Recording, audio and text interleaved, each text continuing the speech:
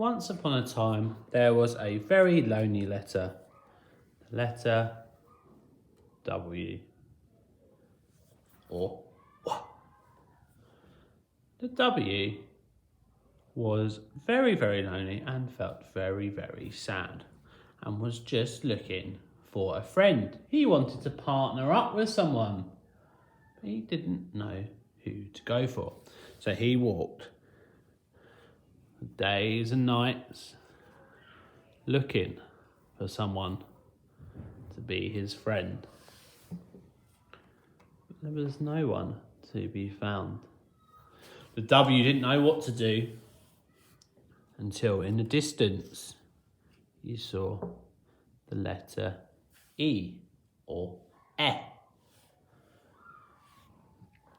Letter E and the letter W walked towards each other, and the W said, "Hello, letter E. Please could I join up with you and be your friend?" But the letter E wasn't sure about this and was a little bit unkind. The letter E said to the W, "No, W, if we join together, we just make the OO. I don't want to be an OO. I like to be the letter E." And the letter E left the W, didn't want to be OO, and walked away. The poor letter W was left by himself. Lonely little W. Poor old W, he just wanted to partner up with the E and make OO. Here we got some OO words here. Through. Through. You have a go at saying the words with me too. So, through. I threw a ball. Next word we have grew. Grew. I grew a curly moustache. Grew. Blue. Not the colour blue.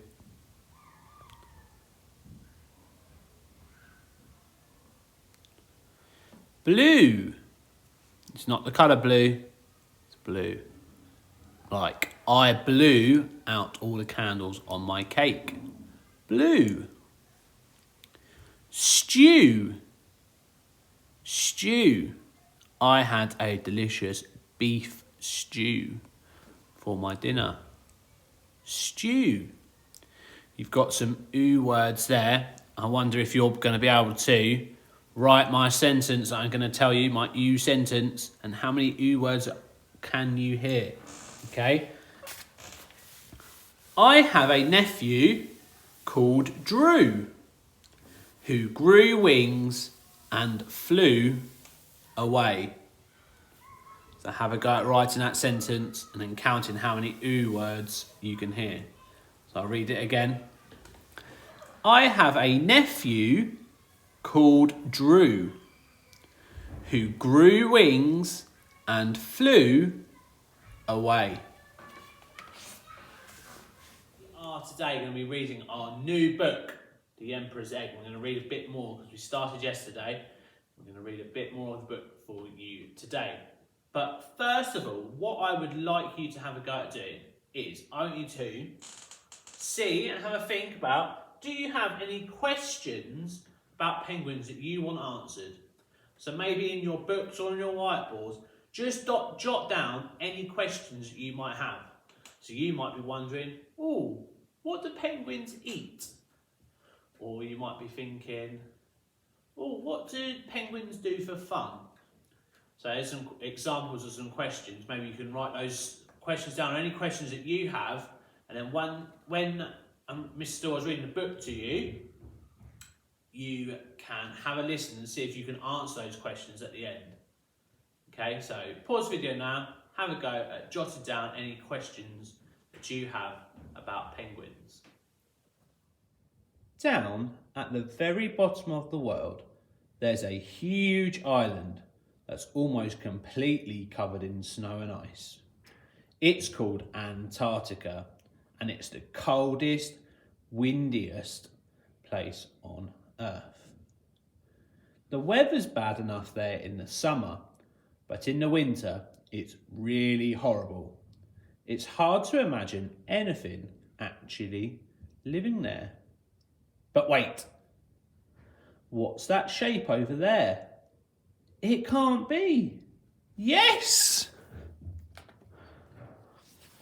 It's a penguin. It's not just any old penguin either. It's a male emperor penguin, the biggest penguin in the world. And he's doing a very important job. He's looking after his egg. Male emperor penguins are about 1.3 metres tall.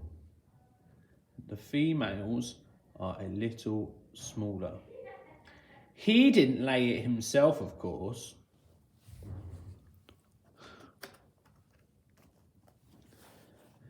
His mate did that a few weeks ago, but very soon afterwards, she turned round and waddled off to sea. That's where female emperor penguins spend most of the winter, swimming about, getting as fat as they can, eating as much as they can, and generally having a very nice time, as far as you can tell.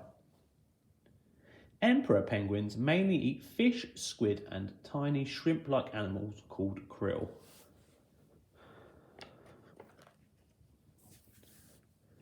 Which leaves the father penguin stuck on the ice with his egg. Now, the most important thing about egg sitting is stopping your egg from getting cold. Inside the egg, a penguin chick is starting to grow. If the egg gets cold, the chick will die. That means it has to be kept off the ice and out of the wind. And what better way to do that than to rest it on your feet and tuck it right up under your tummy, which is just what the father penguin does. And that's how he'll stay for 2 whole months until his egg is ready to hatch. Can you imagine it? Standing around in the freezing cold with an egg on your feet for 2 whole months. Female emperor penguins lay 1 egg in May or June, which is the beginning of winter in Antarctica. What's more, there's nothing for the father penguin to eat on land.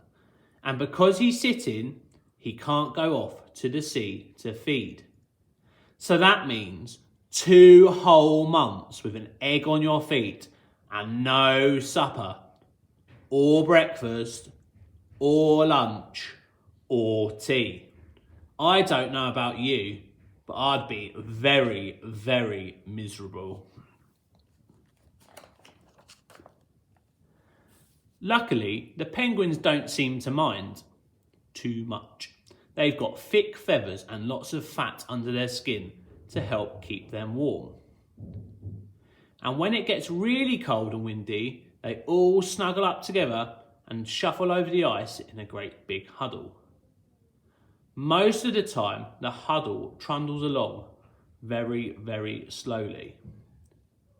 But sometimes, when the penguins get to a particularly slippery slope,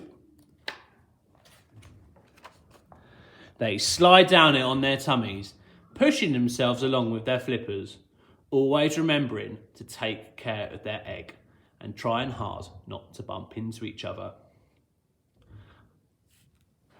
Even though the males keep the egg tucked right up under their tummies when they slide, it sometimes rolls out and breaks.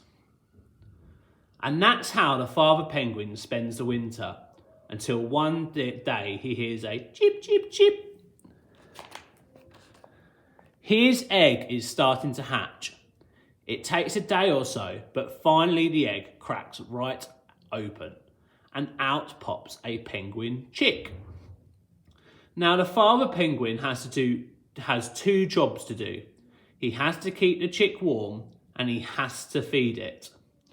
The chick is only about 15 centimetres tall at first and much too small to keep warm by itself.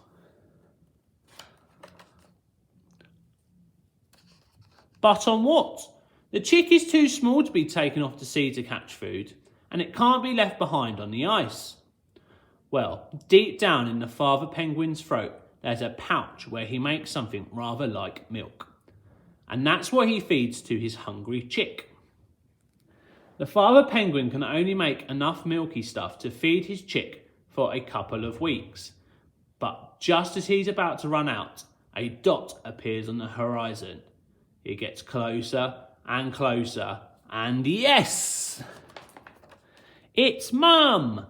She starts trumpeting, hello! And the father penguin starts trumpeting, hello! And the chick whistles.